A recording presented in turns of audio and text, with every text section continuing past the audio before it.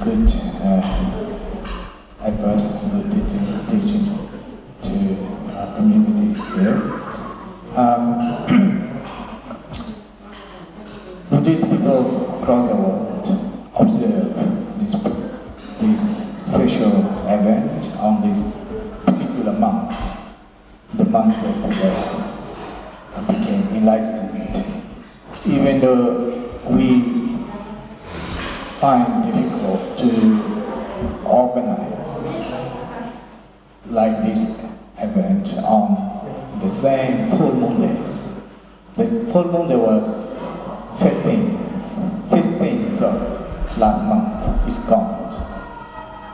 But the event, the month has been celebrated. Some of us a week before, others a few weeks later, depending on their times and space. So today is bank holiday for Ireland. So a few pockets of our Buddhist community came together to celebrate this marvelous, auspicious Buddha's event. Three events took place on this month. Birth, Enlightenment, and Maha Parakhuruwinattorn 3 days, 3 events. In different years, Buddha was alive after 80 years. 80 years.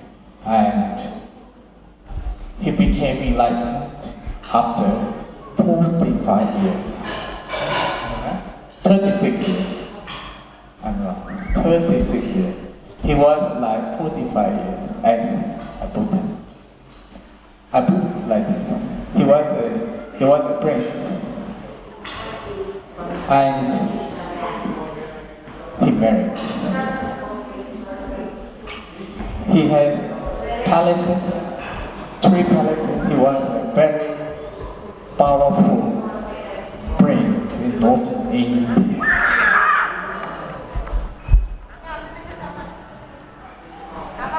He married, he got a son called Rahula. He gave up his palace after 7 days of his son. His son was born at the age of 29, and even before his son was born, he prepared to leave his palace. He was 29, and he spent 6 years in different forests in northern India until he became enlightened. So he became enlightened at the age of 26, and from 26 he claimed himself, I became Buddha.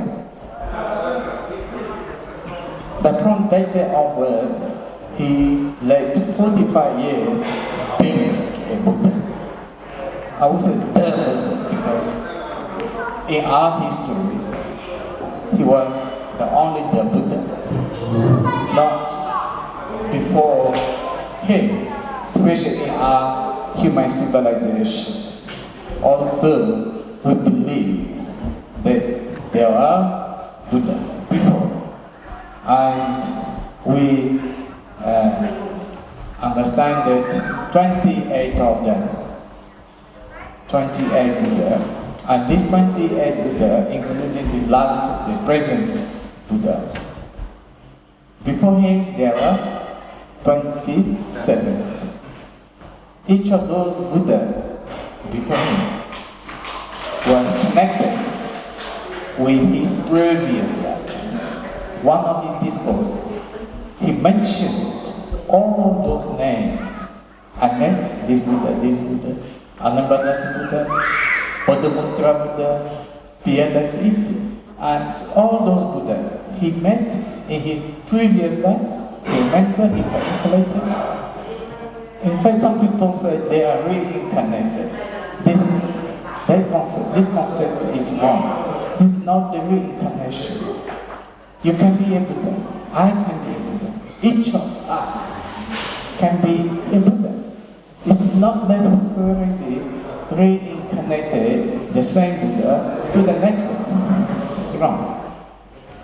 So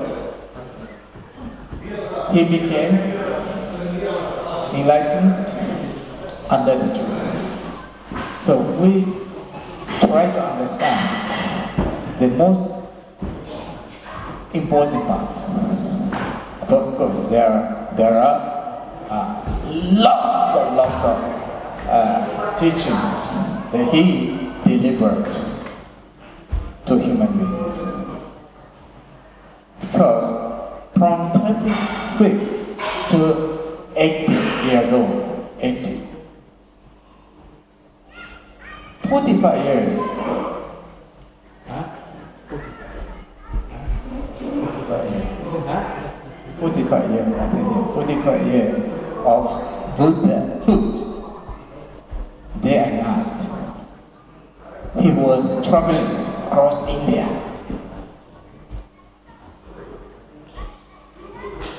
He did not stay in one place, simply because he wanted to reach out the message towards all direction. His effort is uncomparable. The energy that he has. He was even teaching just moments before his last breath. The last breath he took. He was teaching to one Paribhajika. Ananda was stopping him when he thought Buddha will die in any minute. I'm not Buddhist. I never been a Buddhist myself, but I'm looking for something. But if Buddha dies now, there are a lot of questions that I wanted to ask. But no one will answer me. Should I ask the Buddha? The Ananda said, stop. Because Buddha is sick, he is about to die. He said again and again that this is the last message to you, everyone emotional. Of course, Ananda was one of them, almost crying out. Buddha said, maybe you hear Ananda and work hard for your own salvation, for your own liberation. Do not depend on me. Ananda keep crying. Ananda was crying. And during this last moment of time, the Subhadra approached him. Hey, Buddha was dying. Everyone looked emotional. Well, I wanted to ask one question. Buddha was very active. He is still breathing. He was still aware of everything that happened around him. So Ananda said, no, you get out. No, I wanted to ask. Buddha heard from him. Ananda, let him come. Let him come. Then he was asking one last question.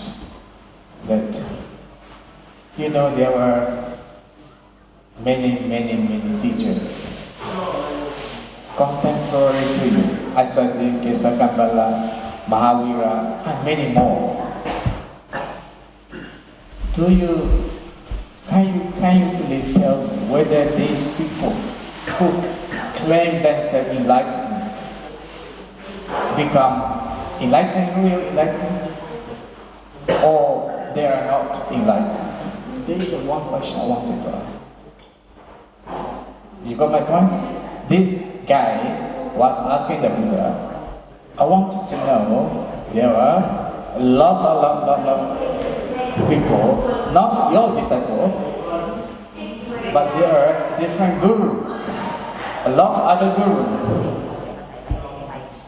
They claim they are enlightened, but I wanted to know your opinions, whether they are enlightened or not. Look, this question, a kind of strange question. How do you understand? What do you think the Buddha would answer here? What answer would be? Buddha would deny? No. There are false, or Buddha would say yes. Well, Buddha said, anyone who claim enlightenment must have been practiced Noble Eightfold Path. You know Noble Eightfold Path? Not sure. Noble Eightfold Path. Any teacher, he said, on this earth, whether they are me, myself, or anyone else on this earth, if they do not practice according to Noble Eightfold Path, they will be enlightened.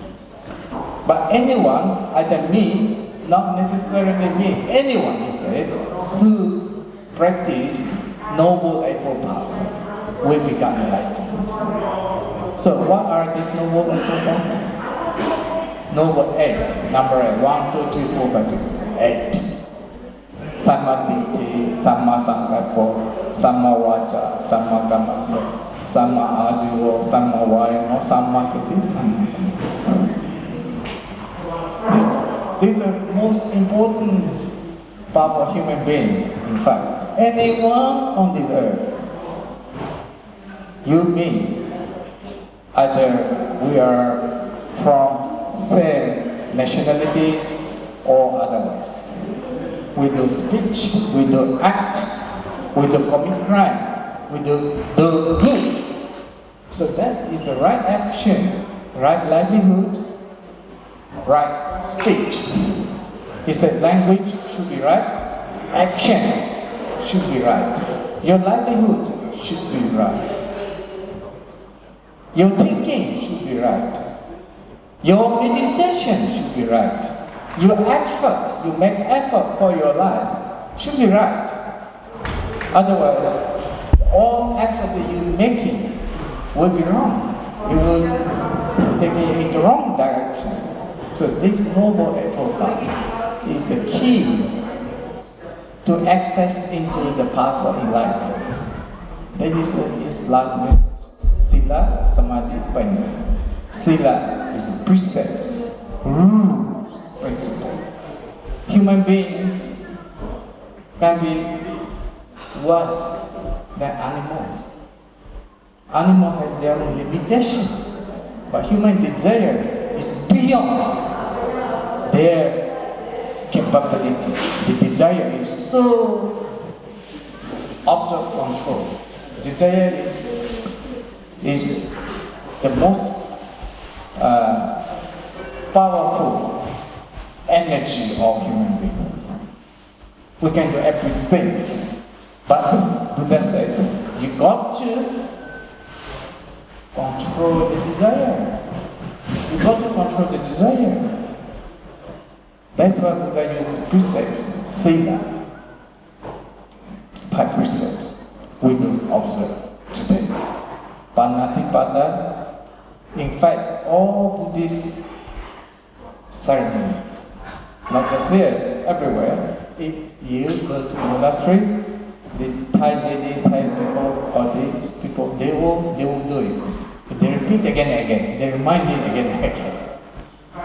Panatipata, Atinatana, undertake to observe the precept, not to kill, not to hurt any living beings. Number 1. Number 2, I observe the precept not to steal, which is not freely given to me. And number 3, I observe the precept not to do sexual misconduct. I observe the precept not to tell lies, number 4. Then number 5, not to drink alcohol, drug that cloud the mind. So let us think of the number 1, not to kill any living. What does it mean? Then here, Buddha used, of course it would be long if I say a few words more to take it in your brain. There was time when he was a prince, young prince. Perhaps he was about 8-9 years old. One of his cousins, known to us, Devadatta, of course the Buddhist people know Devadatta. Devadatta shot a swan. When a swan flying over the palace, the swan fell down to the ground. And Siddhartha was prince, the same age. He was rushing to catch the swan. And he caught it. And at that point, the shooter, Devadatta, approached to him. Hey, Siddhartha, give it to me. This is not yours, one. And Siddhartha said, well, this is not yours. It's mine. I'm the one who saved his life. You are the one who wanted to kill his life. You wanted to destroy his life. I took the arrow, I nourished, I healed. No, this doesn't mean you got to kill me. And they fought each other. And they could not agree on. Me, you. And can you tell me who should be the owner of the swan? One of the shooters. And Siddhartha argument is different from the Devadatta argument. Devadatta said, me, because I was the one who shoot it down, otherwise it should be here. But Siddhartha said, I was the one who saved his life. Who you tell who is the owner of the swan? Possibly. Common sense. You would say you common sense that Siddhartha who saved his life, so he will be the owner. But here they talk to the court. And the justice, the minister decided to ask the question in the court. Devadatta, could you tell me if you are a swan? If you are a swan, suppose you are a swan. You are a swan. Will you be part of the one who shot you, or will you be part of the one who saved you? You are a swan. Devadatta said, well, I will be part of the one who saved my life. I will not be part of those people who wanted to kill me. Hear the answer. This one will be the part of the Siddhartha save his life. Look here, reflecting the most important part of teaching that I keep telling to my children again and again. The message carries so much powerful message for our humanities, not just you, every one of us on the earth. No one wants to get hurt. Number one, no one wants to get hurt. Buddha keeps saying the same thing again and again. Think positively, think logically. If someone hurt you, will you accept him? Simple, will not. But why do you hurt the other? Will they accept you? They will not accept you either. That is logic. That is the wisdom. Wisdom comes from simple example, simple precept. Buddha said, we observe the precept here. Observation precept by mass, blah blah blah, without understanding through our brain is rubbish. Buddha never want to force you. Buddha wants you to understand deeply, profoundly, from your heart as a human being. See it to create compassion. Compassion can be created only when you understand the thing properly in contrast to your own desire. Do you want to die? No, I don't want to die. Then if you hurt someone, if you want to kill someone, will he want to die? No, I don't. Here, the precept should be understood in line with the knowledge, the wisdom. That's why Buddha wisdom. Buddha himself, Buddha, he claimed himself, I'm Buddha. What does it mean?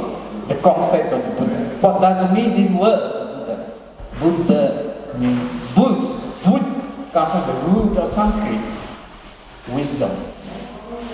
We call it Bengali, Buddha. To Buddhina? To Buddhina beta? To Buddhi ke log kotha hai. Bud is the root coming from the root of Sanskrit, wisdom. Buddha became enlightened. Enlightened means awakened. He was awake. He was taking his last breath, knowingly, consciously. Ananda was crying. Buddha was dying, he's leaving us.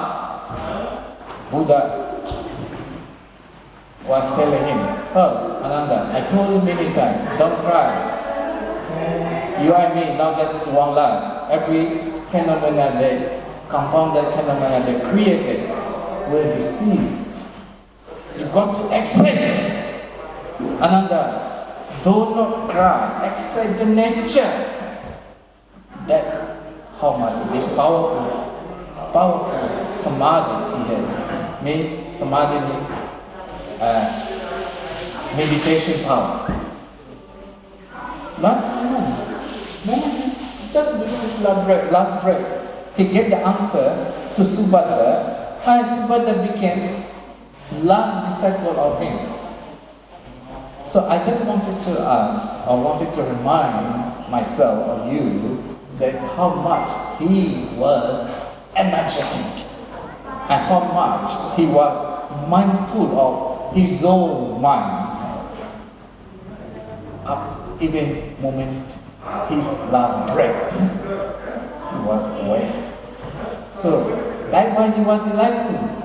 That's why he was Buddha, the supreme, powerful, energetic person on the earth. No one can compare. As far as human beings are concerned, no one can compare with him. So today we observe such a marvelous individual appeared on this earth. Should we pay respect? Should he be worthy of our respect, our homage to him? Obviously, from my point of view, of course, not sure your point of view, obviously, he was the worthy of respect. Worthy of respect. Because of his knowledge, because of his energy, because of his teaching, wisdom. Buddha became enlightened. He spent 45 years after his enlightenment across India. Every corner of India he went, simply because he wanted to reach out the message. And his message went across the world through King Asoka. He went to Tibet, he went to China, he went to Korea, he went to Far East, he came to the West. As far as all those Asia Minors and Arabs, Iran. Of course, there are counter reaction between the Guru even it was the case during the Buddha time, there were awful lot of other gurus who competed with him. Of course, Buddha's teaching wiped out from the Middle East area, but mostly concentrated in Southeast Asia. But why this teaching went out to that far across the world? Simply because of wisdom. You and me, and human beings, Buddha's message is simple: to understand the nature. To understand the nature, to see the nature as it is. Simple as that. So we have to live here, not too much staying today. We have to leave you here. I just wanted to share with you why we should respect his enlightenment, his knowledge, his wisdom. And why the Vesak Day like this should be observed. Why? Simply because human beings, you and me, every one of us, Buddha said, if you want to be peaceful, want to overcome your suffering, work hard for yourself. I cannot help you. You have to work hard. So this one simple message. And of course, the wisdom. It's the most important part of teaching is the wisdom. Understanding what I said, the swan. Remember forever the swan example. Never hurt, never kill, never shoot others, because they will shoot you back. The karma will come back to you. But if you feel that I should not do it from my wisdom, then that is the way, only path leading to the enlightenment. The wisdom, I should not hurt, because if he hurts me, I will not accept him. I will hurt him back. And then conflict, be bold at that point between you and me. Buddha said, hang on a minute, think of yourself, the wisdom. Today, we need to be wise. Human beings across the planet, being fighting one another, each other, for their own selfish interest, for their own ego of this, ego of that. So we got to reach out the message of peace, wisdom, understanding for the world. Not necessarily to be a Buddhist. Keep saying this.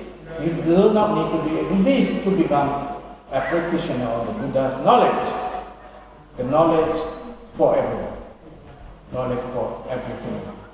Not necessarily limited to Sri Lankans or Burmese or Thais. Every human being can share the wisdom to stay peaceful life. So peace come to us, peace be with you, peace be all of us across the world. Our prayer for everyone, for peace today. So Buddhist people, we will offer the Sanghadana. Repeat after me. Sanghadana before we complete our session. The Sanghadana is supporting to the Sangha. Dana is charity, donation to the Sangha. Let us recite after me to offer the Sangha.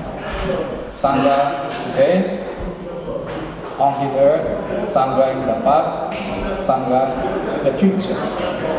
Those people who dedicated their life for the benefit of others, the Sangha, the communities. So we offer our respect to them, we offer dana to them. So everyone say, repeat after me.